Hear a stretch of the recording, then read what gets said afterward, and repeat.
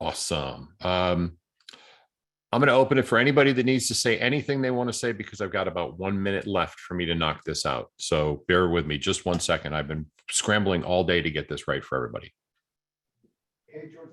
Hey, George, going along with our listing stuff, just to let you know, I'm teaching in the World CMA on June 30th at 3:30. Outstanding. CMA in the World. I love it. That's a good point. I'll get to that in a couple minutes. Joe, I'm going to drop a link in here. Yep, that's it. Joe, the one I just dropped in there, Joe, I'm going to ask you to remember that one and bring it back for me. That is the pre-listing package complete. That means every single document in the pre-listing package. That's an add-on for what we're going to cover today. Today, what we're going to talk about is prospecting. And part of prospecting is being able to do a CMA. So if we can do this, whatever we need to do to make sure that we've got that class or the class you're going to be teaching available, please make sure we know about that. If you can't value a property, you're going to have challenges on listings. Valuing properties is probably our most important skill set. Now, that's the skill set that allows us to determine, and I want to throw this out. This is not part of the whole part of the whole class today, but this is really, really, really important for your success as a listing agent. And it is our, and I say ours, I mean, we're talking about some of the people, well, anybody that's bald on this phone call, all of us bald people wish upon you people with hair, the skill set to value properties, because this is what we've learned with years and years and years of practice. We have to be able to value a property. Stop laughing, Liz. All right, that's enough. Out of it. So do me a favor, Joe, get her face off of camera. I can't handle that. She's there. Valuing properties is our most important asset right now. We need to do it in every market, increasing and declining. We're in kind of a flat market, at least that's my opinion at this point, that the market has changed in the last couple of weeks. I would love some input from some of the more experienced agents on their views on that. This is about market changing in the last couple of weeks. Are you seeing that? Anybody have anything to add? Lizette saying yes, absolutely, Liz. Appreciate that for sure. Anybody else? Yes, sir. Okay. Deep, what are you seeing? Give us an idea. Deep is in the Orlando area, so this is Central Florida. I know this is kind of a nationwide call. Hold on 1 second. Alina? Yeah, let Alina talk. I want Alina to talk. Make sure you watch the road too, Alina, please. Go ahead, Deep. Go. I just saw a baby on the camera. Deep, go ahead. What are you seeing, sir? I think Alina is in a bad spot, so I'll jump in. Yeah. We see that things are not going on the market right away. Listings are not closing right away, selling right away, right? Not going under contract right away. Sorry. Okay. Let me clarify that. Looks like people are coming and playing. We can negotiate better. I think we have one offer accepted, will be accepted this morning with all the contingency in there, with financing, with appraisal, with inspection. And I think we'll be able to negotiate anywhere from 10,000 off the listing price. So, and the property's been on the market almost 4 days. So people keep on saying they had 40 people show up, but 40 people doesn't mean they're going to get an offer out of it. And they keep on saying they have multiple offers coming, but they haven't received anything yet. So get prepared. Yeah, it's going to change for sure. It's in the process here. If you're in central United States, you're not in, well, really a lot of places except for Florida, Tennessee, Texas, and the Carolinas, I think, are starting to see a genuine shift in what's going on in the market. It will come across the entire country. It is already happening. If you can price a home, because this is where we started with, if you can value a property at what an appraiser is going to use, what are the 3 properties an appraiser is going to use? That's the topic of conversation. That's what valuing a home is about. And when you're talking to your agents or to your sellers and all, you see, what I want to do is I want to go through and I want to identify the 3 homes an appraiser is almost certainly going to use. Okay, this is really, really critical. I want to go through and I want to identify the 3 homes that an appraiser is almost certainly going to use. And then if you're selling a home that we traditionally have about a 90% chance, or 9 out of 10 buyers are going to have a loan of some type or another. So they're going to require an appraisal. Okay. 9 out of 10 buyers are going to require an appraisal because they will have a loan attached to them. In fact, and this is kind of a sidebar for everybody, that number is a little bit high or a little bit lower now, but that's a national average and it works for this conversation. That's how it used to be. And if you take it over the course of a couple of years, 90% of the loans out there, unless they're distressed properties or undervalued, are going to have an appraisal attached to them. It is, in fact, a little bit less right now because we have so many iBuyers, institutional buyers in there. For all of us that share the same brokerage, you all know that you have the ability to compete directly with an iBuyer with our Express Offers platform. That's just a different sidebar. You literally can go to a seller that says, well, I was thinking of going to Open Door. I said, no. I can get you 3 or 4 different offers. Okay. This is an important distinction. We'll cover that later as well. Not in this call, but in another one. Valuing your property and knowing the 3 homes that an appraiser is going to value or the appraiser is likely going to choose will give you an ability to tell your seller what the appraiser's value is or what we can estimate their value is. Here's the note.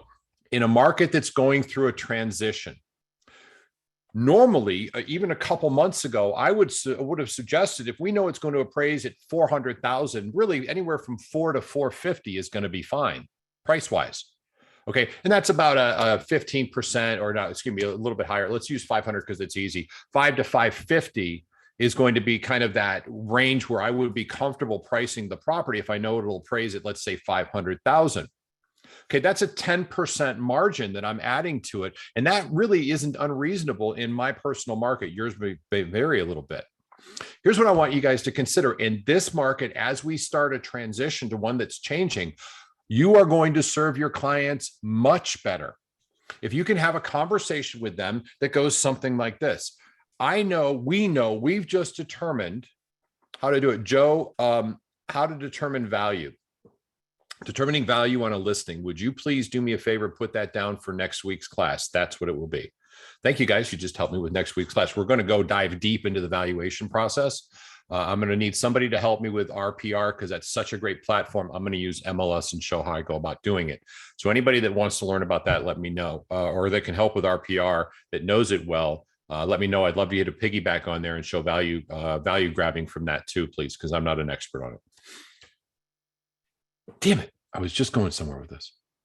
Oh, in this market, as we start transitioning, what the appraised value is mission critical as far as I'm concerned. Mr. Seller, I would advise us to place this property listed at appraised value of 500,000. And here's why. Anybody looking between 5 and 600 is going to see your home.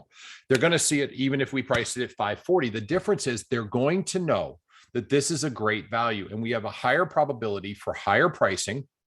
We'll beat the appraised value for sure. If that's the right number and it's going to appraise there, we know it'll probably sell for in this market 510, maybe 520. But if I price it at 540, chances are I'm going to get one buyer. If I price it at 500, I'll probably get 6, 7, 8, 9, or 10, depending on what the hot spot of your market is. In doing so, you will get to where the value is, but because it's such a great value, everybody will see it. So you'll get higher traffic and you'll get better terms. An example of this, I wanted to throw this out for everybody. We have a property that we have on the market right now it's a $1 million property, and it's in a challenging market. It really, really is. And we have to be at the bottom of that price point where it needs to appraise. It can appraise at 1.1. That's our price point. We had it higher at 2.2 and it wasn't selling because people knew it. We had another property we placed on the market. We got 14 offers. We priced it on at 435, which was the appraised value. It's going to close at 471 with the best terms possible. That's what the push would have been to, and it's supportable. But by creating such massive demand, we were able to get better terms and still get the right price. Determining the appraised value is our responsibility, and it's the most important thing we can do, in my personal opinion. That was my speech on that. Let's dive into prospecting because that's what we're here for. So for all of you that are afraid of a phone or afraid of face-to-face contact, this is not the call for you. This is in your face. We're going to talk about what works. We've actually teased it with Liz. Love it. door knocking. Giddy, love it. Door knocking. We've covered door knocking with 2 amazing success stories. Did anybody here, show of hands, was everybody on the call when Liz was going through her door knocking experience in the rain besides me? Do y'all get the idea that if you're going to door knock, wait for rain, which is perfect because it's all the time here in Florida, and then go door knocking when it rains because they actually have mercy on you? Liz, did you get asked into somebody's house a couple of times because it was raining? No, because one of them were just like, "Oh my God, come under the porch," and the other ones they were actually in the rain doing lawn work. So it kind of worked out. We were all just getting wet together, so it worked out. Great commitment on the fact that you were out doing it on a rainy day. I just love this. Damn right. If I'm going to Damn door right. knock, when I'm door knocking around for sale or open houses, I'm going to door knock on a rainy day. Oh, yeah. I think it's brilliant. So I'm sorry. No. I'm like, please continue.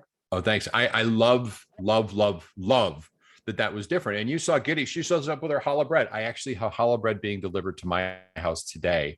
And because she's the challah girl, and our Cup of Sugar girl's on here. Hi, Christy. Good to see you. Cup of Sugar girl. There's something about separating ourselves, but door knocking can actually and does produce results. What we're going to talk about today is prospecting. We're going to talk about getting on the phone and making some calls from Circle Prospecting, which is a phenomenal way to build business that's a little further out. It's not right now. It's not instantaneous. It can be, but usually you're looking for a date. We're also going to cover for sale by owners with withdrawns and expireds. Now, for anybody out there who's hungry, who wants business right away, here is the ugly truth. For anybody that wants to be successful in real estate, if you're not investing a couple hours a day in generating new business or following up with your database, you have a very high probability of not reaching your goals. It takes hard work. If you're brand new, it takes a lot of hard work. It is going to be and think about this as your barometer. The first year you're in real estate, I challenge you to be prospecting, to be communicating with people where you can talk to at least 10 people an hour. However you decide to do that, open houses work terrific. A minimum of 4 days a week for 3 hours a day. Okay, here's why. You're building your database, you're building your immediate business, you're building a pipeline, but we need money right away. And that's going to take skill and tenacity and sticking to it. So here's where I do it. I get a little bit in y'all's face. Every one of you, pay attention to this. First year in business, 3 hours of prospecting, 4 days a week is a minimum standard of talking to 10 people during that hour. So if you're going to do a couple open houses, in open houses, what you're doing, great. Don't do 3 hours, do 5 hours. Do it from 11 to 4 and just make the commitment. It'll free you up the rest of the week. Now, remember, even with open houses, if you did 11 to 4 twice a week or on 2 days, Saturdays and Sundays, you're getting in 10 hours of prospecting, 10 hours of face-to-face. Plus, you should be knocking on doors to the neighbors, not soliciting, letting them know that the traffic's going to be busier. And that's going to turn that into another 2 or 3 hours of door knocking, which is contacting 10 people per hour. You're going to build a real estate business that works, period. If you're calling for sale by owners, expires, withdrawns, or you're calling Circle Prospecting, or you're working for sale by owners, as I did exclusively my first 3 years, that and a little bit of farming. 3 hours the first year. Y'all listening to that? Kenya, you hearing me? Am I clear? 3 hours the first year. Got that. All right. Awesome. Kenya's new with us. That a girl, writing it down. Love you. Thank you for being on the call. I appreciate that. All of you, thank you so much for being on the call. And if you can, put your faces on because it gives me power and energy. Second year, you can probably get away with 2, but you're going to switch some of that because your database is going to have to come into play on this. Shameless plug. Joe hit it up with this. The class we're teaching on Thursday, besides lead generating, 101 ways to lead generate, is also going to focus on database. It's going to be a short overview synopsis, but your database is your business. Here's why. You have 2 choices. You can prospect for 3 hours a day minimum every day of the week and make that your entire business model and never have to worry about your centers of influence. And it works very well. Very good friend of mine, Milton James, is making an example of that. He's already listed 52 homes so far, halfway through the year. Doesn't follow up with his data. Well, he does a little bit, but not very much anymore. But for the rest of us, we're going to want to transition our business from we did our grind to it's getting a little bit better to we don't have to grind as much. And the only way to do that is to put in the effort up front. Do your prospecting, make your contacts with people. This is your goals, your business, what you wanted. All right, there is a link. It's a Google link in here. Joe, I think it's from me at 8:38. I shared that. If you could just redrop that now and again. I'm going to show you what we're looking at. I'm going to share my screen and we're going to jump over to it real quick. Let's see if we got it. All right.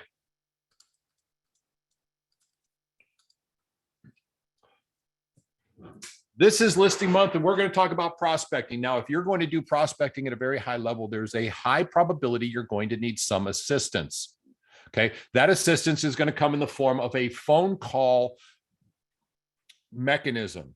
I've used Mojo Dialer frequently. I love it. Redex, I've used Colinformation is very good, and Vulcan 7 is very expensive. So this is Mojo Dialer. I thought I'd pull it up because it's important to understand the dynamic of price points. Mojo Dialer is a dialing service that allows you to upload a bunch of numbers, or they can provide you with the numbers.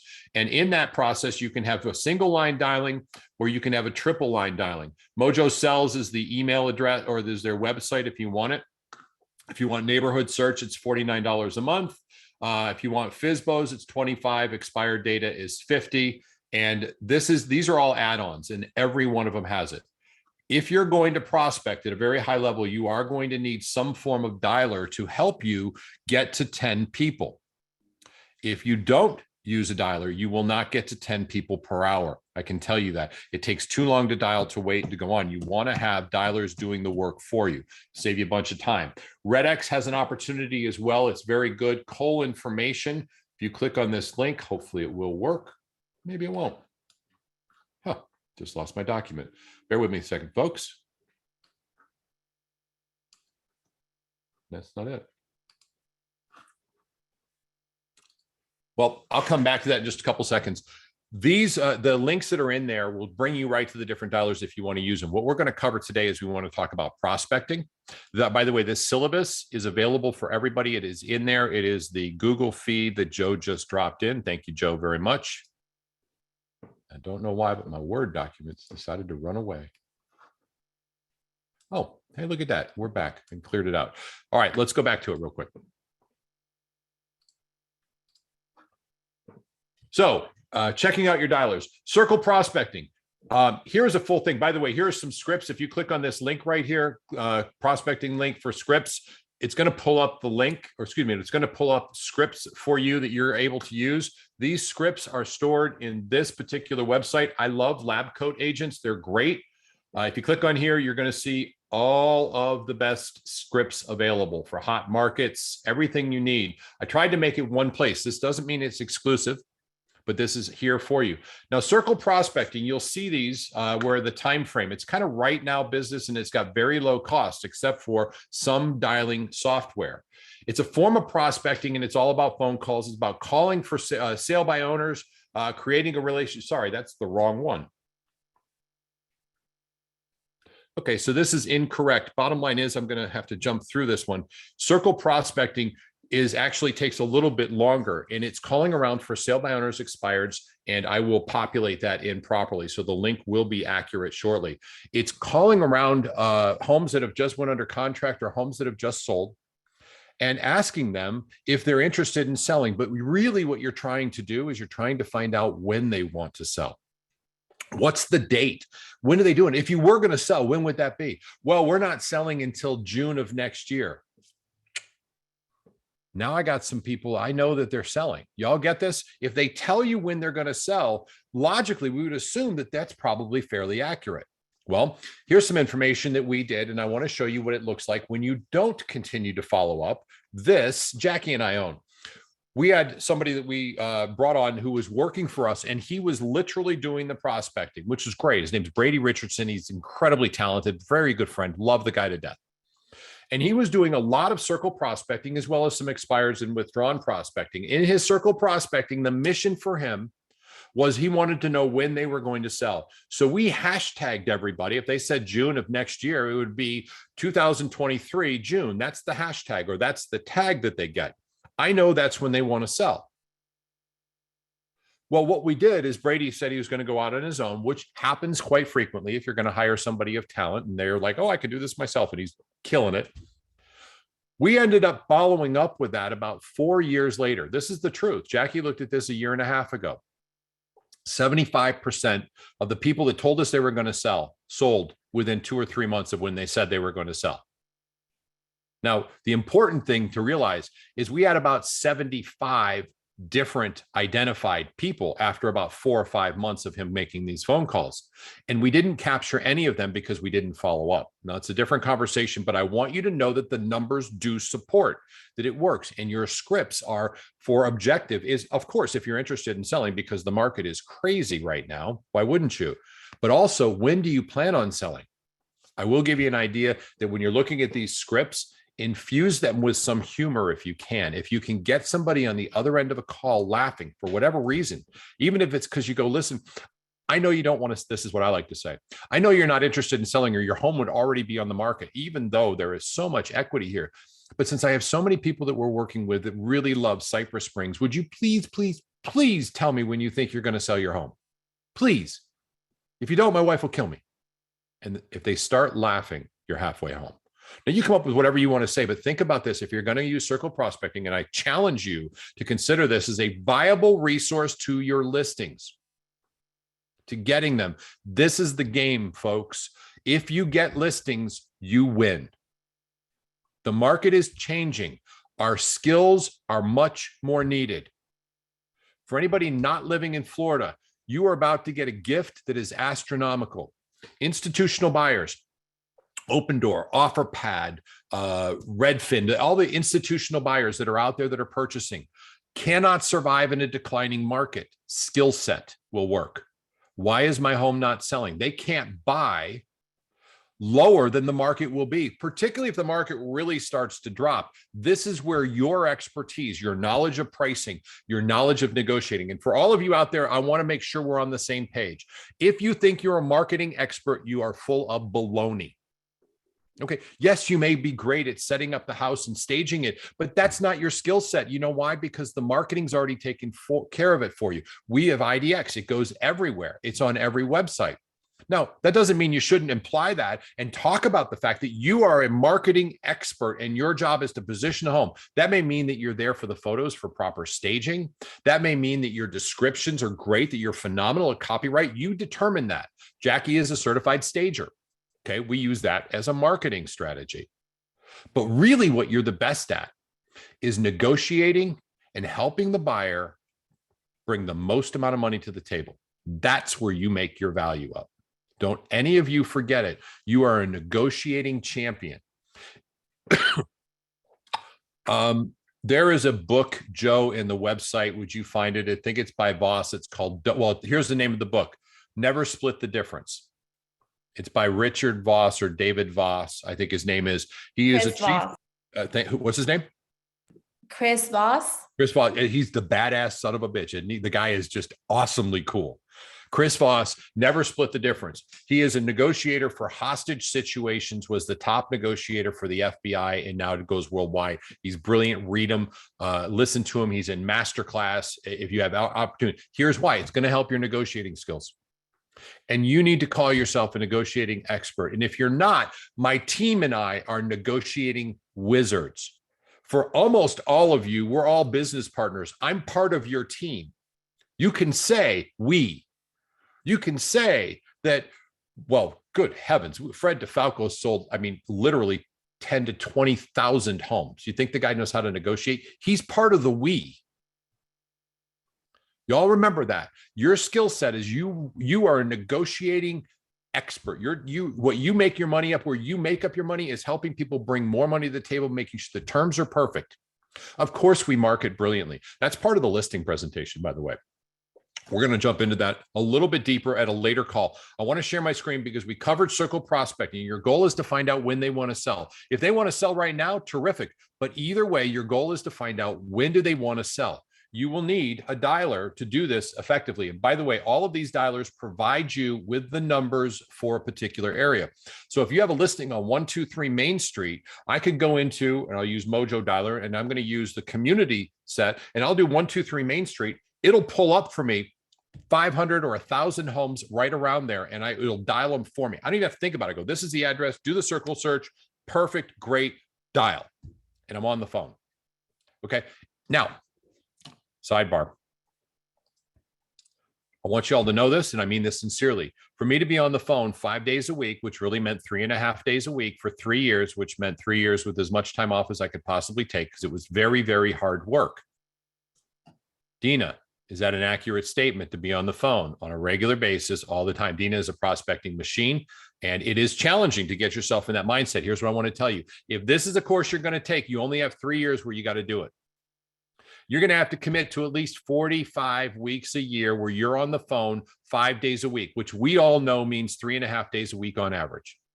Okay, we all know we're not going to do it. And it's going to take you about half as much time as you plan on being on the phone to get ready to be on the phone. Now that sounds crazy, doesn't it? But if you're going to do this at a high level, you better have great scripts. And if you have any question about where some of those great scripts are, they're right here where it says Circle Prospecting Scripts. And it also says For Sale by Owner and Expired Scripts. You're going to have to practice those before you make the call. You're going to have it in front of you while you're making the call. You've got to have your mindset right. You better be in good shape. And I don't mean that you have to be like Tom Martin good shape where you're like, muscle bound guy. You just have to be in good shape mentally. This is what Wednesdays are all about. If you haven't figured it out, when the Godfather starts talking, he starts getting into how you feel and what you're doing. Y'all don't want to miss these calls. Fred, what do you got going on for this Wednesday? If you can jump in whenever you get a second. Hey, bud. Hey, I'll tell you, tomorrow it's all about will set, because that's what keeps us from being anything is our will set. This is going to be really powerful because you've got to learn how to develop a will set. Discipline is not, as Georgia said, not Tom Martin, all that. And we feel discipline is just a dirty word, and that's because we don't have the will set. I will help you tomorrow develop the will set, and all this other stuff will fall into place. I promise you. Be there tomorrow and bring a guest. It's going to be very, very powerful. Fred and I did not review this, by the way. And this was just because I know where he goes all the time. You've got to be mentally prepared to do this. If you're going to prospect, if you're going to do this, remember, it's a 3-year venture. If you're brand new, if you're already doing this and you know the time frame, you got 3 hours of phone calls that first year. You have 2 hours the second year because your database is going to start taking over. And you have 1 hour the third year. And at that point, you literally can become database driven, close 20 to 30 homes a year, live a magnificent life with people that love you. But it's going to take effort.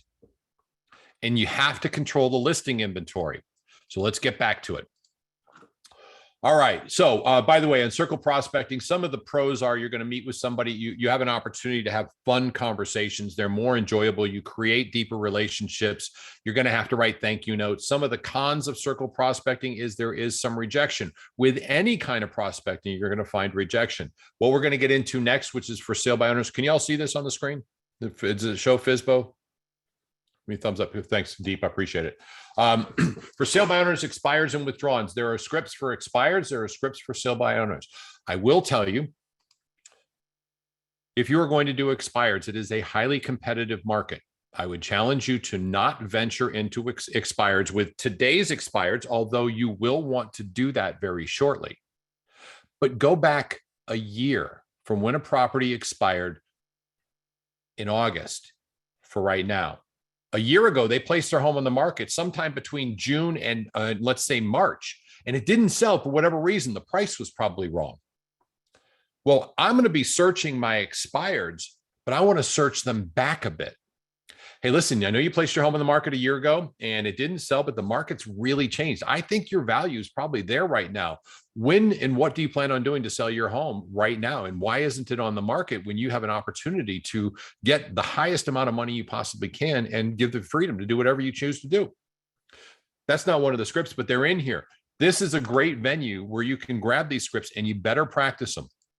Bottom line is, and this is just a trick, I would absolutely go back when looking for expireds and withdrawals, and I would go back a year or 6 months.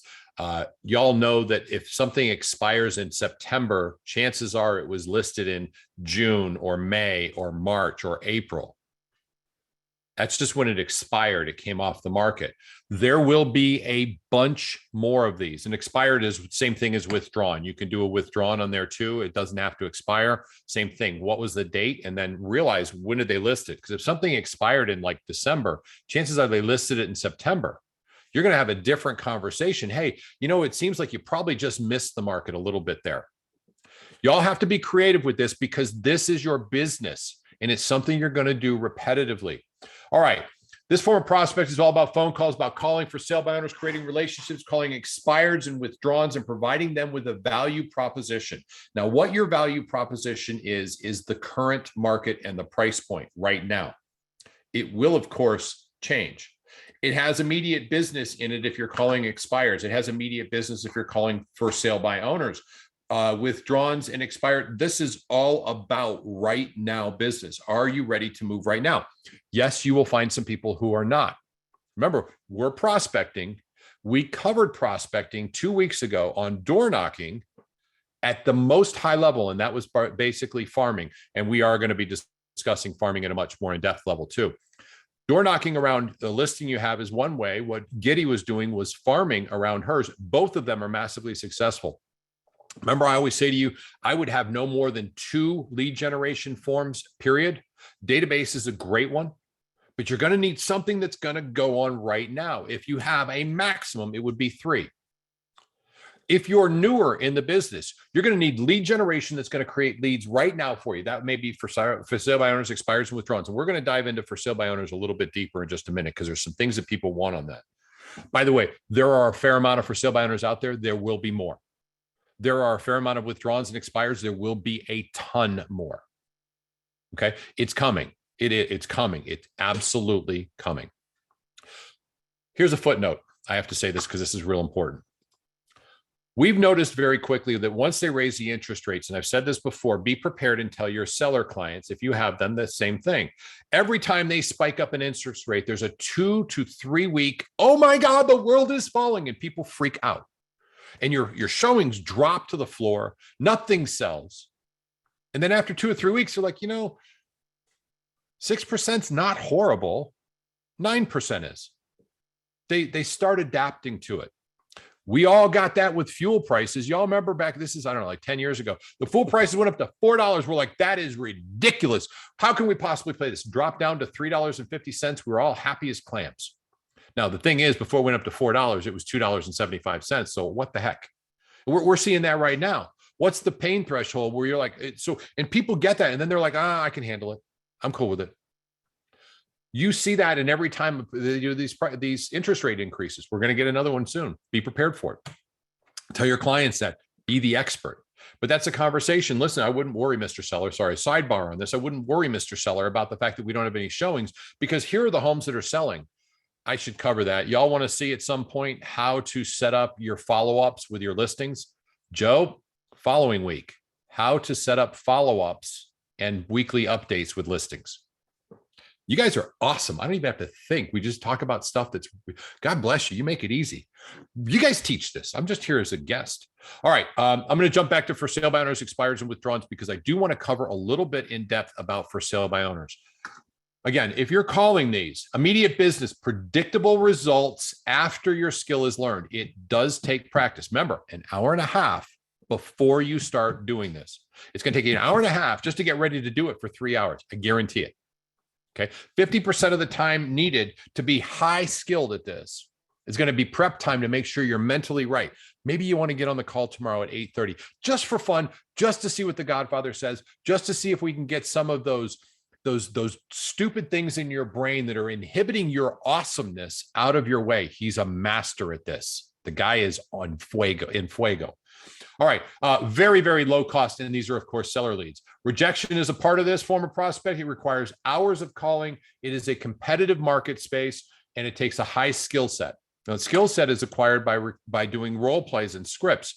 Steve Pugh is not on the call today that I've been able to see. If he is, Steve, go ahead and chime in. We do a prospecting or a recruiting. Let me try that again. An attraction call on Tuesdays and Thursdays. There's a link for that By the way, it still doesn't work for me, so I'm going to need somebody to put the link in or text it to me if you would, Claire, so I can join that. And let's talk to Steve about doing it. I know he was talking about doing a script and role play practice. You probably need to have a role play partner to do this at a very high level. I did every single morning. I would chant my scripts, and then I would actually do role playing and objection handling with my partner. This is part of playing at the highest level. This is what's going to separate you from being the best basketball player on your team to the best basketball player in the world. And I will tell you the difference between number 2 and number 1 is multi-millions. Some of you probably don't know this, but there's Scottie Pippen and Michael Jordan. They were the number 1 and number 2. Scottie by himself would have led any team. He is phenomenal. His teammate was Michael Jordan, arguably the best basketball player in the world. Michael Jordan has made multi-millions. Scottie Pippen, number 2, literally in the entire league at that point, nowhere near that. The difference between great and good is astronomical. Yes, Miss Liz, you got something to say? I was just going to ask George, can you just reiterate the fact that you have to practice your scripts? It doesn't matter how many people you talk to. If you don't know what to say and how to say it, you're not going to get the business. Can we just continue to reiterate that? Yeah, thank you, Liz, so much. It is mission critical. And by the way, you use scripts in everyday life. Who here does not like scripts? Show me your hands. Come on. I can see a few of you don't like scripts, right? Who here has at one time been married or in a relationship? Same people that don't like scripts, show your hands if you've been in a married in relationship. Got it. So for those that don't like scripts, if you get, this is my world. All you married people will get that. If I hear from Jackie this, George, there is one best reply. It is this. And this is practiced. All right, this is a script. Yeah, honey, how can I help? Y'all get that? It's a script. It's not that it's pre-recorded, and that's what I always say. It is literally the best answer for what was just presented to me. And there's a good answer, there's a great answer, and there's the best answer.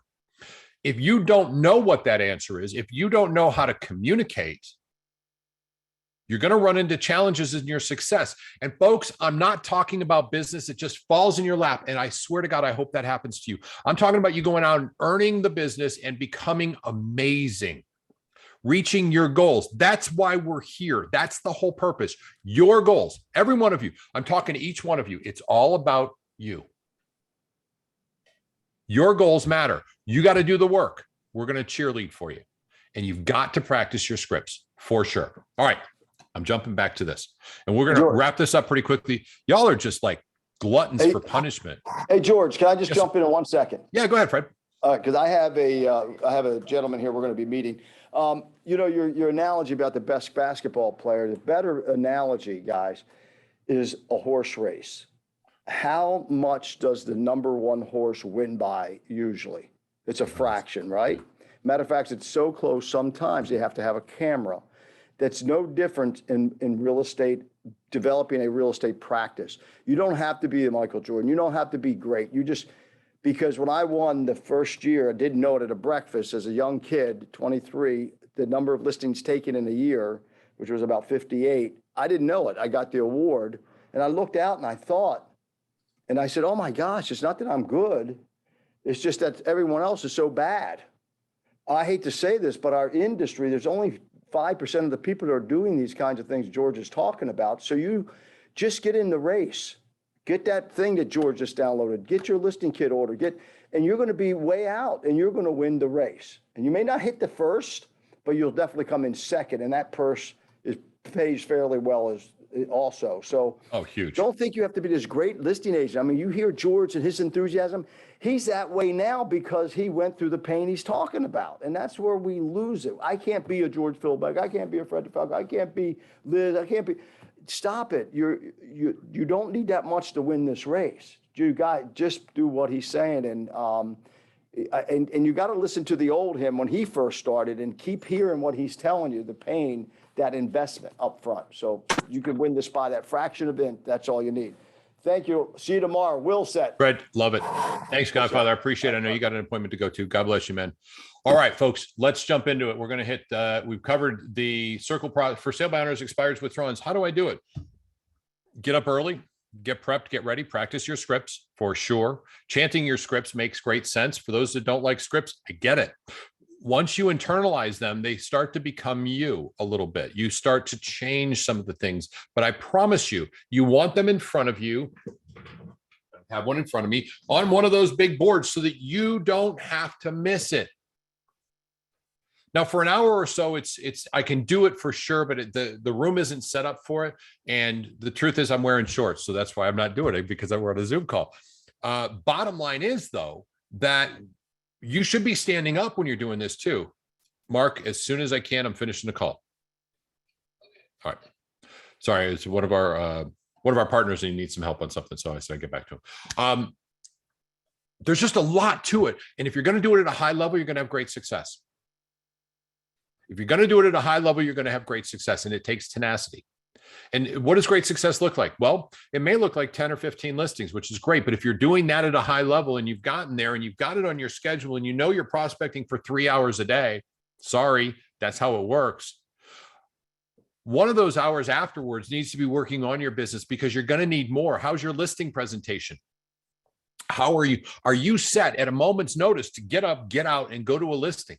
Remember, you don't do that while you're prospecting. Don't set your doctor's appointments. I learned this the hard way. You can find a way to not actually do the work. I want you all to hear that. You can find a way to not do the work. All you have to do is be committed to not doing the work and not being successful. But if you're going to be committed to your goals, your results, what you're looking for, your success and your safety, your freedom, whatever your big why is, it takes effort, it takes work, and it's going to take personal discipline, and nobody will do it for you. This is the scourge of real estate. Joey, give me 1 second. I'll actually call you in real quick, and then we're going into for sale by owners. Y'all want to stick around for that. And I have as a gift for everybody the pre-listing package complete. I'll cover that in just a minute. Joey, 1 second on this. Totally lost my train of thought. Now it's all you, Joey, because I don't have a clue what I was going for. No, I'm going to jump off of what you just said about, not doing it. There's a term, it's called creative avoidance.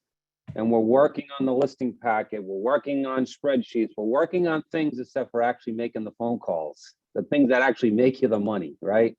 So if you can just make one phone call, I promise you'll be able to make 20 or 30. It's just, you got to do one, right? Don't get stuck in creative avoidance. That's your worst nightmare. You'll never make any money. 100%. Something else in there that is worth bringing up, and I do not want to put Dina on the spot, so I'm not going to mention Dina Sigmund's name. I won't do that, okay? And she has her face on. You can see her. She's laughing now because I'm not going to mention her name. Some of you, not Dina, but possibly Dina, maybe Dina. Okay, definitely Dina, do this. You want to research the crap out of it because you have to know everything before you get started. Do you know how I know this? I'm that guy. Do you know what works? Get a dialer, have it dial 3 people at one time. You can't research them. Get on the phone, make the phone calls. Back when I started this, when I was doing for sale by owners, I literally would get up there's a full schedule. I'm not going to go into it, but I would start my phone calls at 7:50 because 8 o'clock that's when everybody else started calling and I needed an edge. And at 7:50, I'd start dialing. I'd dial for an hour straight. I took a break from 8:50 to 9 o'clock. At 9 o'clock, I'd dial straight to 9:55, 9:55 to 10. I would dial till 11 o'clock, go straight through. That was my schedule. Like I said, 5 days a week, 3.5 days a week if I was lucky, because I had creative avoidance and I could find other things to do. Thank you, Joey, for bringing that up. And for all of you, you're going to catch yourself. I know you're going to catch yourself. You're going to be like doing something. You're going to be like, damn that Joey. He's from Rhode Island, so it's not like he's a big deal. We'll never see him. I mean, he's Rhode Island. Seriously, it's like this tiny little state. Arthur's country could kick its ass in a war. That's how small. We could carpet the whole thing for $35. Rhode Island brought to the table that you're going to do creative avoidance. And when you do it, Dina, I want you to look at yourself. Oh, sorry. Did I just call her out like that? I want you to look at yourself and say, that's me doing creative avoidance. Get on the phone. Stop doing that. And it happens not just in prospecting, but in everything else. If your schedule's set up, and this is me preaching for all of you, 79 suckers still with me, and stick around because you do want the pre-listing package. It's yours. It's done. You absolutely want to talk about FSBOs. We're going to cover that in just a second. And we'll do all of that in less than 9 minutes. You're going to find that you do creative avoidance when you're actually working on a project. If you're building your listing presentation to be the absolute best, and you should, it has to be on your schedule for the following day or some point in the future so you don't manipulate it that day. And if it says you got 1 hour, spend 1 hour and make it amazing. The difference between good and great is usually millimeters, or in Fred's analysis, which I love, it's just winning by a nose. And winning by a nose is all it takes, because the prize for most of us is anywhere from $10,000 to $15,000 every time you have an at bat. Why aren't you prepared? Okay, that was enough of my slamming you down. Let's talk about FSBOs.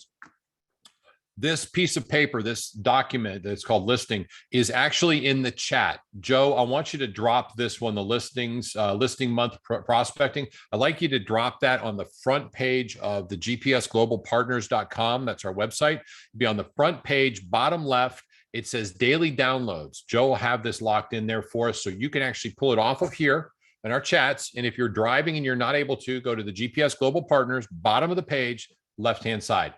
So we covered that. Let's talk about for sale by owners, because this is critical. The mission for sale by owners is to go and see the house. The conversation I like to have, and this is not written down, so it's just for those that are listening at this point, goes something like this. Ring, ring. Hello. Hi, Mr. Smith. I happen to know their name because this I actually did research. Hi, Mr. Smith. It's George Philbeck with eXp Realty. I saw that your home was available for sale on Zillow, and the photos look amazing. It's great. This is an area that my partners, my team, and I focus on intensely. I was wondering if you would allow me an opportunity to come take a quick look at the house. Shouldn't take more than a moment or two. I would like to be able to bring this back to my team and our team meeting. I'm lying. I own it. I'm lying. It's a sales pitch. And our team meeting tomorrow, so that all the partners that I have will know about this home. It's literally where we focus our energies and specialize. Well, there's a lot of pictures. I understand that. And as you understand, it's really important to get a feel for the property. I'd like to come take a quick look. Again, I won't take more than 3 to 5 minutes of your time. Just take a look for it. I'm not trying to list your home. I want to get a feel, and I want to bring it back to my team. I've got 12 partners, and we're going to talk about the homes in the area, what's available for our clients, and I want to showcase your home. May I please do that? They'll say yes. And by the way, if you have problems with objections, most people will say no 5 to 8 times before they say yes. That's a statistic that's proven. So get used to the idea that they're going to say no, and you have to ask a different way and keep on them. Worst case scenario, they're going to say, no, I don't want you to do that. I'm not cooperating. But that's part of the second part of the script. So by the way, just for my records, are you cooperating with real estate agents? What does that mean? That means if a real estate agent brings a license, or a licensed agent brings a buyer, are you willing to offer them a compensation of any type or form? Most of the time they'll say, yeah, we're offering 2 or 3 or 2.5%. So terrific. Thank you very much. Remember, at this point, you are no longer fighting anything except your 2.5% compensation or 3% compensation. They've already agreed to the other one. They're good with it. That's all you have to do is beat that 3%. I'll show you about that later. We'll cover that later. Folks, the conversations you're having, that was the script I would have. I would go to the house. Now, I'm going to switch back to what you're going to do. Every time you visit one of these properties, you want to come from value. The first one is I'm actually going in and I'm touring the property. It just came on the market. By the way, if you call them the day it comes on the market, they will actually answer. If you call them as soon as it comes on the market, they will actually answer. If you call them 3 weeks after it's been on the market, they don't want to talk to you. They don't want to talk to anybody because they're frustrated at this point. You need to be the first one there. There's a way to do that on Zillow. I'm not going to cover that today, but do some research. Do Google. Do a YouTube search. How do I find for sale by owners on Zillow? However you need to do it, but why don't we're going to have to do the extra work. When I go to visit them, I say, oh my God, it's amazing. I love the house. I always like to comment on something about the property in the photos that I'm looking at. By the way, your kitchen is magnificent. I'm really excited to see that. That's very selfish. That's for my own personal desires because I love it. Or your backyard is great. Whatever it is you want to do to have that conversation. When you're there, ask them, do you happen to have a seller's disclosure? Oh, no, we don't. Or yes, we do. Oh, terrific. Would it be possible for me to have a copy of that? Would you mind emailing it to me? Or worst case scenario, if you have a paper copy, that'd be great. They said, great. And do you have a contract? Now, remember, it says contract or seller's disclosure. Chances are they don't have both. Most of the time, they don't have either. If they have a seller's disclosure, that's terrific. Get it. Your next visit, which is a pop by visit. Because remember, you've created a relationship with them. I didn't write this down, but I'm assuming that all of us are absolutely on our game well enough to know that if I'm having a conversation with a for sale by owner, you can bet your sweet ass I'm going to be sending them a thank you note after I've gone by and visited their home. Handwritten, delivered by mail to them. They will remember you. That's the mission. The next time you have an HOA disclosure, here's a script for it, by the way, if you want it. I'm not going to bore you with it. Third week, and you can mix these up. Statistically, most agents will stop calling after 1 or 2 weeks. Almost all of them after 4 or 5, and there's usually at most only one standing after 8. Now, in a market like this, you're going to have to be the first one to call, and you want to get there with a contract. You want to get there, maybe move open houses up in front of move open houses to the second week because you want to try and help them with this. By the way, if you're doing an open house with a for sale by owner, and it's done quite frequently, and they love the assistance in this, so listen, we can make sure and make it a little more secure for you. Anybody interested in buying the houses, I don't want any compensation for them. I'm just trying to showcase your property, and I will try and help everybody that comes in to see the value of your home. If they're willing to buy your home, then they're yours. And if you're okay with it, I'll try and help them if this isn't the right fit for them to try and help them. They always say yes, but you have to drop in the fact that there's a little bit of challenges in an open home. You guys really, you don't know what you're doing here. And truthfully, if you have too much conversation, you may give away some of your leveraging that is so important for your top dollar value. Anyway, just part of the conversations. Week 4, if you feel it's going to make sense, I offer photos. Sometimes we have a professional photographer come out here, showcase some of your homes. There's some of the properties on here. I'd love to have them come out and shoot about 5 or 10 additional photos. See if you like them. It's my gift to you. You've been so generous with your time to me. Contribution, market review. Okay, reviewing with them in surrounding homes, showing off your knowledge. What I'm doing on the week 5 is I'm literally saying I want to just kind of review what's up with the market. Marketing review I did that twice. That's not right. Anyway, one of them is I'm going to set up a search for you. I want to set up a search of all the surrounding homes. That's what the market review is. And then marketing review. They're really frustrated at week 6. They are like furious. They want your help, and then show them your listing and negotiating skills. Folks, this is how you follow up. And there's an 8-week of follow-up, and you should have it if you're doing for sale by owners. And every week it requires a stop by. Plan on being at the house every week. I use Tuesdays. Mondays, they're reeling from things, and Mondays are always crazy. And Tuesdays were my days for sale by owners. I would go visit them on Tuesdays, Wednesdays, and sometimes Thursdays, because that's in the afternoons, because I was on the phone. I did not use selective avoidance by going to see them in the morning. That's what I was going to tell you before. Do you have any idea how much I asked for an early morning appointment for my doctor visits? Any doctor I went to, dentist, anything. I wanted it somewhere around 8:30, so I didn't have to call that day because I was busy. That's a cop-out. Y'all get that? Hold on one second. Dina, are you good staying on this and carrying forward? This is our time right now. You cool? Yes, yes, All right. absolutely. All right, because this is basically all we're going to talk about today anyway. Yeah. Dina and I coach together. We're accountability partners together. All right, folks, this is my follow-up with for sale by owners. I've used it for years. It works. It does take going to see them the first time. It takes getting in their front door, and then it's all you and it's relationship. Remember, we come from contribution. At some point, they're going to say, well, I'm not going to list my home with you. I'm not asking you to. I just want to make sure that for our buyers, we know every single property that's on the market. All right. Next thing I'm going to cover, and this is where we'll end up with this one. Then we're going to open it up. And then I will give you the pre-listing presentation pre-listing packet in just a second. Your database. Everybody that you talk to, every relationship you create goes into your database. Now, they may not go in as somebody you've had a good relationship with, but if you have information, why wouldn't you start building your database? But please remember this in your database. You are looking for anywhere from 100 to 200 allies, people you know, people that'll pass the Publix test, the grocery store test. That test is, if you're walking down the main aisle in one of these little aisles that has the Cheerios and the soup and the cereal in it, and you look down and you see somebody like, God, I recognize them. I don't remember their name. And you have 2 options. First is you go down and you talk to them, but you don't remember their name, or you duck, tuck, and roll and get the hell out of there in case they see you. If you're doing the duck, tuck, and roll, they do not go in your database. Y'all get that? They do not go in your database. There's no need for them to be in your database, not in your centers of influence. These people in your database, these 100 to 200, we're going to be covering this on Thursday at depth. It'll show you how to run this. So if you're able to, and you're in Orlando, you want to be at the live training on Thursday. I will dive deep into the database and how to set it up and what it looks like. But your database is real important. If you sell something with somebody and you have a good relationship with them, I want you to make sure they go in your database and you're going to follow up with them. It's part of the prospecting. It's what I do now, and it's the only calling I do. I don't call for sale matters anymore, but I call my database every single day. Do you? Do you know who those top 75, 100, 200 people are? Your goal is to get to 200. Give you a little trick on listings and buyers.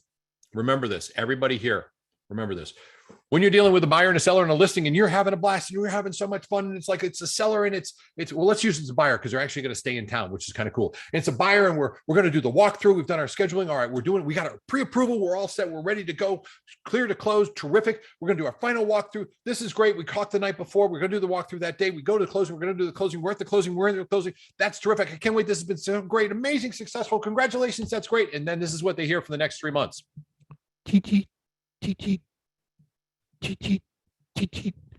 Crickets. Do not do this. These are people you've invested time in. The bottom line is they become friends of yours. You provided a great service and you have been awesome and you've spoken to them almost every day, or at least towards closing, it's gotten to be a heck of a lot more. And you guys are really, really close and super, super tight at this point. And then on the day of closing, they're like, oh my God, this has been amazing. And that's it. There's no follow-up. Here's a little secret for everybody out there. A week before closing, I don't have it up with me. I'm just thinking about this right now. A week before closing, send them a letter, an email, put it on your schedule as part of your tasks. I use SkySlope. It's one of our tasks. A week before, later in the evening, sorry for the late email. Just thinking about something and I'm a little freaked out. I know because I've seen this before and I absolutely hate it, that right after closing, you're going to be so busy with what you're doing and I'm going to be so busy with what I've been working on that we're not going to talk as much. And I hate that idea, period. It's almost like we've created this friendship, or if you have, we've created this friendship and we're getting to a friendship. As soon as the sale is ended, I want our friendship to continue. You figure out how to say it, but I know that we're not going to speak as much as we normally do. And I want you to know that that's not something I'm good with. That I'm going to make every effort for us to communicate a lot after closing, because this is the exciting part where you get to explore your home. You've just given yourself permission and them permission to not freak out that you're transactional by telling them in an email, which is easy. It's copy and paste, comes right out of my KV Core, sent.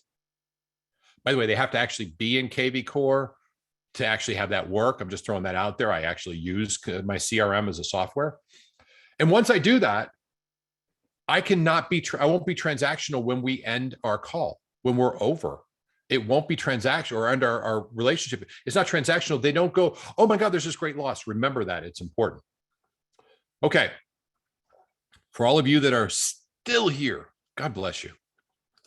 At the very bottom of this is a pre-listing package. If you click on this, it's going to open this up. It's a document. Now, this is mine, and I don't know if I can make it bigger. And everything in here is editable and you want to make it yours. So this goes through breakdown of the selling process, everything that they'll go through. I would challenge you. This is where you put on your schedule. I would challenge you to read it line by line, word by word, make it your own. It is complete. This is the end product. Whatever cover you want. The very last page is the back of this. It says how to prepare for a showing. All those pages that are editable are right here. Kenya, steal this. This is yours. This is the listing package we were talking about. This is all of those pages right here. It actually covers your marketing, what you do, make it your own. It's going to show up before every listing. And on the very first page, can y'all see that? It says home improvements. Y'all see that? Everybody give me a thumbs up if you can. Yep. It's a simple Excel sheet. And I put a little sticky note on there and I handwrite that and then I drop it in the mail. And I'll show you how to drop it in the mail in just a couple seconds. Please take a moment and fill this out. It will greatly help. Now I have a conversation with them. I'm going to send over some information for you. And inside the information that I'm sending to you, that should be there later today or worst case tomorrow morning, is some information about your home, some of the improvements you've done on your home, as well as the dates. I'd ask you to take a couple minutes and fill that out and really brag on anything you've done to improve your property, because I'm going to need that. This is a soft close, by the way. And this is where, I'm going to write to you, Terry. This is why scripts work. I'm calling you out, kiddo, because I know you don't dig scripts, so I'm going to call you out on it. But what I'm inside of it is a list of, is a page that'll allow you to put down some of the improvements you've done on your home since you've owned it. Now, I'm going to need that when I negotiate with the appraiser for top value on your property. That list will help me win top value. That is a soft close. The fact that I'm saying that is mind-blowing to them. Oh my God, they're already talking about the appraisal. It is part of the closing process. This package is mission critical. This package, this pre-listing package sent to them, differentiates you from everybody else. I actually put donate unwanted items. It's not in that, I don't believe, but this is in case people have items to donate. I wanted to put them down because there's some that I like mustard seed. I love because it supports battered women. So bottom line is, you can make this your own.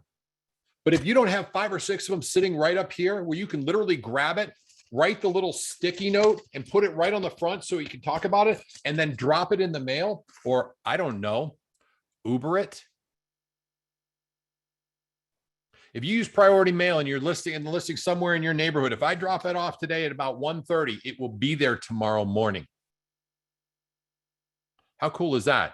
Now there's a priority mail envelope bag. It's about this big. I don't have one with me. They're in Jackie's office, about yay big. This thing fits in it perfectly like that. And then I fold the other side over and I tape it. It's priority mail. Do you know what that means? It's professional looking. That's how I have them delivered. Even if I put it in my car, if I can't put it in my car, I'll give it to an Uber driver, have him come over and say, that's where I'm going. So this is who's driving with you. If you could drop this off at the front door, I greatly appreciate it. Besides the tip I'm going to give you, here's an extra $5. Would you do that for me? Just take a picture of it at the front door and send it to me. Sure. Why not? Let them drive it over for you. I'm going to get a listing because that makes a difference. This pre-listing package is yours to have. That is the link in there will give you a full document. Please download it and make it your own. This should be on your schedule too. I'm going to build a pre-listing package today. That's what I'm going to do. So edit this, print it up, get it ready, and make 3 or 4 of them. I bought literally of these 1/2-inch binders, 2 cases of them with 60 in each, 30 in each, excuse me, because I use them all the time. Don't do that. Don't make that commitment, but use it 3 or 4 times. Build 3 or 4 of them so they're ready to go. And if you want to make some changes, big deal. On 3 and 4, it's easy. Get it where it's perfect and then be ready to duplicate this all the time. Y'all can do this. Okay. This is mission critical. You have to be prepared to take these listings when you're doing this. So part of what you're going to be doing is preparing yourself for taking these listings. All right. That is all I have. That's the coverage. This, any feedback, any comments, any questions? It's your time, guys. I'm up to you. It's up to you. Can you put the link back in on your Thursday so I can send it out to some agents there? I'm sorry. Oh, yes. Joe, would you drop that link for the event? Okay, thank you. I may be able to do this. Let's see.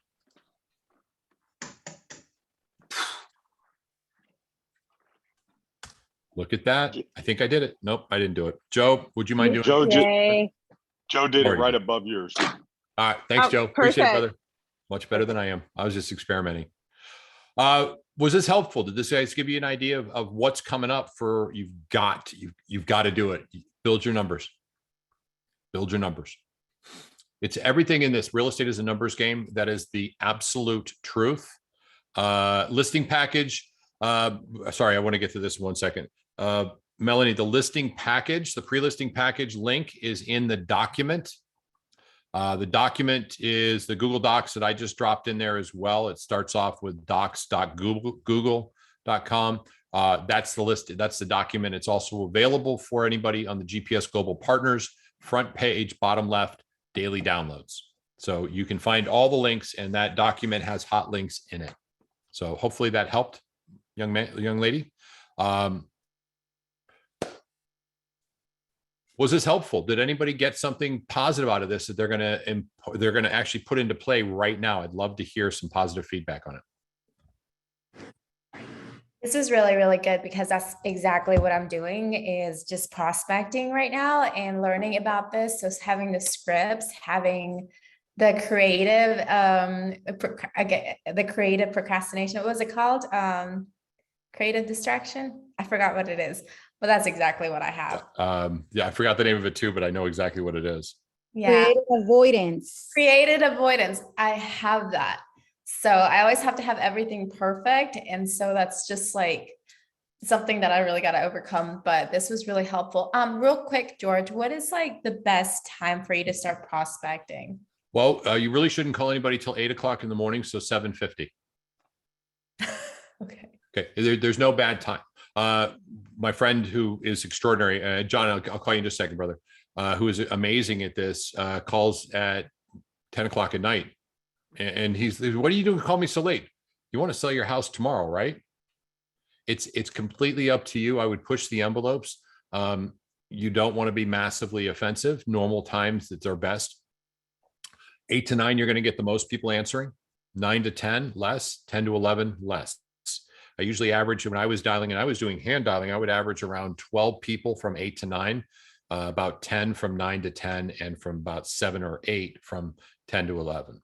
It just seems to drop off a little bit. Now, that being said, it's also very good to do later in the afternoon, but you make sure your energy's high. Because if you're sitting there going, I was just calling about the home and I don't know. I mean, they're going to feel it. Yeah, I feel like the best answers I get people answering around 6 or 7, but my willpower is low. So like I'm at that point. So I just have to have energy up. And the other question that I had is like, so if you have a dialer and you're making calls, like what is like the amount of calls that you should be making as opposed to the amount of contacts that you want? Because you can call like 100 people, but only get like maybe 5 contacts. So how many? The only thing that matters, Steph, is context. The only thing that matters is context. That's the only thing I want you to track. It doesn't matter how much it dials, because you usually have this big pool of numbers of which to go through, and it'll dial through them, and then it'll use the ones that didn't answer afterwards. You can automate that by leaving a voicemail, but I don't encourage you to do so. Just set it up. Like if you're doing circle prospecting, I want at least 500 or 300 numbers is enough for me to really get started. And it's much broader than the actual pin where the property is. It's like, it's a community and a half out, but I'm actually calling because I want to know when they want to sell. If I'm calling withdrawals and expires, I have a pretty good idea of what my search criteria is. And I'm calling very specific to that. I may have to change it up a couple times on a dialer, but it's worth it. It absolutely is. Okay, awesome. So how many contacts would you say? Minimum 10 per hour. That's what your goal is. And if you're not doing that, get more dialers. If you're not doing that and you're talking too long, consider that you're way too long on the phone. Now that's different. It's different depending on what you're doing. If you're having a great conversation with somebody and creating a relationship, I would invest a little more time. Why not? But get back into the phone and start dialing. And remember, you're going to, after each conversation, have to put down some good notes. Do that, pauses on, and then press start again. Don't research then. Give yourself a task to research later. Write a note, whatever it is, make it happen, but not while you're prospecting, because you want to get 10 per hour. That's your average minimum. Okay, thank you, George. Okay. Jonathan, what's up, brother? Good to see you, man. Good. You seeing George? I like the new look you got going on. Smartest people in the world have no hair. So I'm right there. Fred, love you. Right there, brother. Oh, just can. Bad service, John. Can't hear you, bud. I'm sorry. One of the things I didn't hear you say was the reverse prospecting function on the MLS is amazing. And it allows you to have conversations with agents as well, which I thought was also excellent. You just have to put them in there. You got to put your buyer in the MLS because you're sending them stuff anyway, and click on yes for reverse prospecting. I get 10 emails a day per client. for reverse prospecting. And there's open conversation with them. I love it. We're actually going to switch that bad boy around right now. Thank you very much. That's good. I like that. Good stuff. Cool. Thanks, sir. Folks, creative avoidance. I am the master. Donna, I'm looking at you. I know you are, but you can get past this. Y'all can. Creative avoidance happens to everybody. Your job, guys, is to do exactly what we were speaking about earlier. Think about this. Right? I spoke about this with me. I dialed 5 days a week for 3 hours a day. Okay, really 3.5 days a week if I was doing a good week. Nobody's perfect. Your goal is a perfect day every day. How can I make this a perfect day? Here's my perfect day. Workout, quiet time, Bible, prospecting, 10 contacts per hour, follow-up, 1 hour, 20 social media with intentions, work on the business. That's a perfect day. I happen to know that the workout, quiet time, and reflection and everything else I need to get ready, that means I have to be up at 5:45, out of bed at 5:46 when the alarm goes off. And I know that I'm ready to go at 8. This is my burden of responsibility. I love doing this. And I'm going to either be on these calls or I'm working on my business. And at 9:30, I'm prospecting for 2 hours. 10 per hour is my mission. Okay. Are y'all doing that? And now in there is, of course, my database, because I do 2 different kinds of prospecting. I have 2 different masters that I answer to, one of which is, of course, my real estate business. There's another one that is supporting the growth. And I love that aspect of it as well. But I've got it written down. I know what perfect looks like. Who here has had just for the people I can see, because I can only see a few of you, who has had a perfect day according to what their schedule looks like? Who's had at least one perfect day? It's okay if you had one pretty darn close, raise your hand too. If you feel like it, good. How do you feel? For everybody that raise your hand, if you just unmute your mic, I want to specific on this. Is finishing up a day where you're like, oh, I crushed that. How did it make you feel? Awesome. Right on. It's like, yep. It's like, I did it. I'm happy. This is fantastic. And proud of yourself for doing it. 100%. I love that. And specifically that, Terry, because you're right. We're really, we start rewarding ourselves. If you have a perfect day of your business, you say, tomorrow, I'm going to have a perfect day. All right. What's that look like? Now, usually, almost in every scenario, a perfect day ends at noon. So it's really a perfect half day. The rest of it can be willy-willy. Just let your business do what your business needs to do. But your perfect day is mission critical to your ultimate goal achievement. And that's what we want you to do. Every single person on the call, Sean, Tanya, Elena, Evelyn, Bonnie. Hi, Bonnie Smith. Hi, Susan. Good to see you. I haven't seen Suzanne in a while. Lindsay, there's all women on the call. Where are the men? Dudes, where are you? Emerson. There we go. We got a couple on there. We want you to reach your real estate goals. What can we do to help you? That's the mission here. That's the purpose of what we do. I want to do a quick shout out. Liz, you did the call yesterday for Max. He was flying. Appreciate that. You've been so engaging and involved. I love the involvement from literally everybody that's got your face on. I can go down and list every one of you, and I'm going to Laura, Deb, Liz, Steph. Where's my redheaded stepchild? Jason's on here. Dina, I call you out. Joe, you're awesome. Claire, too. Lydia, thank you guys so much for being engaged all the time and participating. You get much more if you're fully engaged. I love it.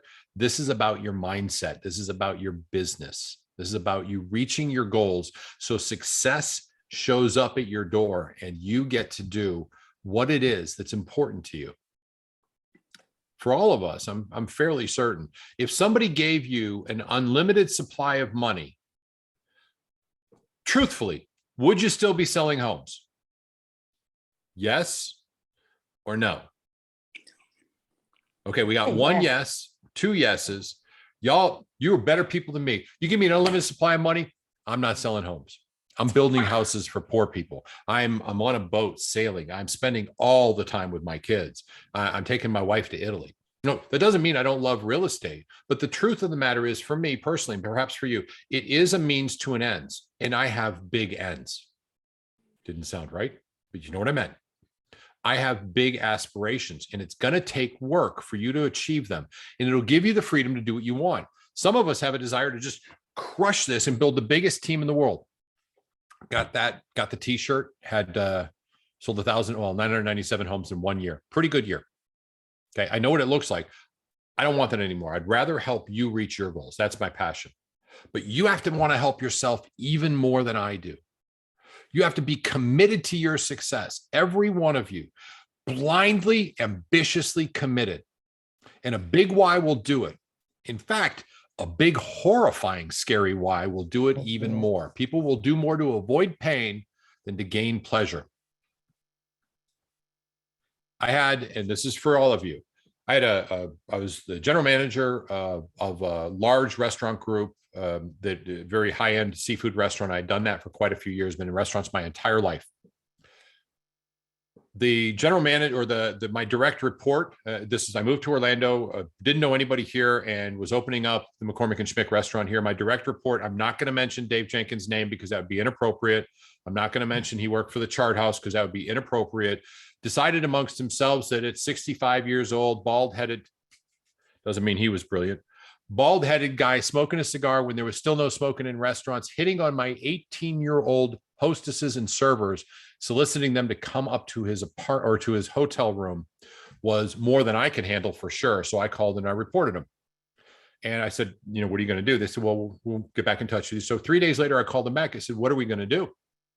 Well, we're going to have a talk with them. This is the third time I had actually done my own research. The third time this had happened that I was aware of, where he was very, very inappropriate. I'm like, that's not going to happen. We're going to lose about 50% of the staff. And I support that. And I'm going to let you know that I'm quitting too, because I refuse to work for a company that won't stand up for what is blatantly wrong. This scumbag, again, not going to mention Dave Jenkins' name. Baby, I'm on a call. Can I call you back? Sure. Bye. Again, don't want to mention Dave Jenkins' name, Jenkins. Okay, not mentioning him. I ended up leaving, and at that point, I was married. My wife did not have a job. We had a 2-year-old, an infant, a brand new baby, mortgage as well. Health insurance was coming from my business, and I made anywhere from $75,000 to $85,000 a year, depending on bonuses and stuff like that. Okay. I got into real estate. I had no choice. The big why was I was literally out of this world, screwed, and my family was going to be in harm's way, or I did what I must do. And I was horrible at it.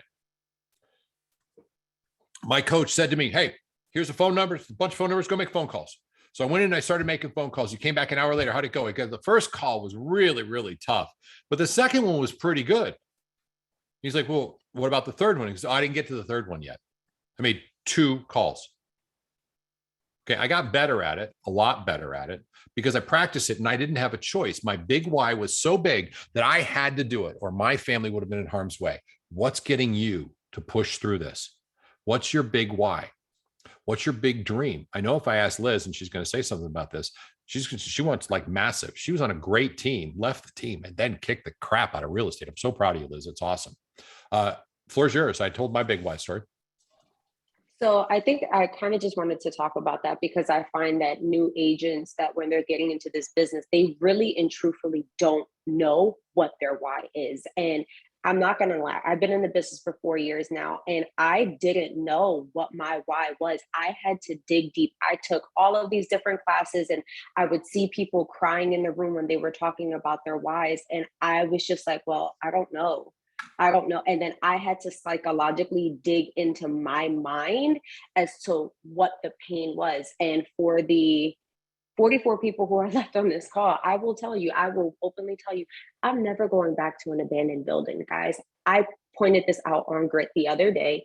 I lived in an abandoned building for a couple of years. My dad was a drug addict and I had to deal with that. You know what I mean? I'm never going to go back there. So if I don't make myself uncomfortable to push my business forward, my kids are going to be the ones that suffer. Not doing it.